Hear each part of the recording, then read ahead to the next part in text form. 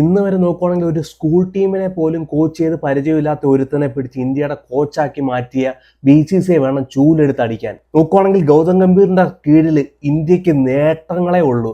എന്തെല്ലാം നേട്ടങ്ങളാണ് ഇന്ത്യക്ക് T20 വേൾഡ് കപ്പ് നേടിക്കൊടുത്ത കോച്ച്, അതുപോലെ തന്നെ ചാമ്പ്യൻസ് ട്രോഫി നേടിക്കൊടുത്ത കോച്ച്. കുന്തമാണ് കുന്തം. രോഹിത് ശർമ്മയുടെ ചിറകിലേറിയിട്ട് ചാമ്പ്യൻസ് ട്രോഫി നേടി. എന്നിട്ട് രോഹിത് ശർമ്മയെ ചവിട്ടി പുറത്താക്കി. എന്റെ ആൾക്കാർ മതി, ഇവിടെ സൂപ്പർ സ്റ്റാർ കളിച്ചൊന്നും വേണ്ടെന്ന് പറഞ്ഞുകൊണ്ട് രോഹിത് ശർമ്മയെ ചവിട്ടി പുറത്താക്കി. എന്നിട്ട് സ്വന്തമായിട്ട് ടീം ഉണ്ടാക്കി. എന്നിട്ട് രാഹുൽ ദ്രാവിഡും രോഹിത് ശർമ്മയും കൂടെ നേടിയ ക്രെഡിറ്റ് എടുക്കാൻ നടക്കുവാണ് ഈ നാണമില്ലാത്ത Gautam Gambhir T20 world cup നേടിയെന്ന്. ബുംറയും സഞ്ജു സാംസണും ഹാർദിക് പാണ്ഡ്യ ഇല്ലായിരുന്നെങ്കിൽ കാണായിരുന്നു.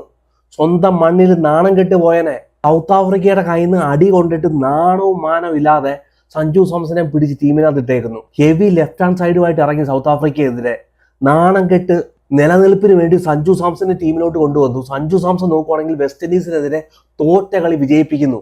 എടാ, കുറച്ച് പാലെടുത്ത് അവന്റെ കാലോട്ട് ഒഴിച്ചിട്ടില്ല, പട്ടി നക്കുന്ന പോലെ നക്കി കുഴിഞ്ഞി. സഞ്ജു സാംസനെയും ബുംറയും ഹാർദിക് പാണ്ഡ്യയും വെച്ചിട്ട് T20 വേൾഡ് കപ്പ് നേടിയിട്ട് അതിന്റെ ക്രെഡിറ്റ് എടുക്കാൻ നടക്കുന്നു നാണവും മാനവും ഇല്ലാത്തവൻ. ഇന്ന് നോക്ക് ഇന്ത്യൻ ക്രിക്കറ്റ് ടീമിനെ എവിടെ കൊണ്ടുവച്ചു ഇവൻ എന്ത് യോഗ്യത ഉണ്ട് ഇന്ത്യൻ ടീമിന്റെ കോച്ച് ആവാൻ? ഇവന്റെ എന്ത് സർട്ടിഫിക്കറ്റ് ഉണ്ട് ഇന്ത്യൻ ടീമിന്റെ കോച്ച് ആവാനുള്ളത്?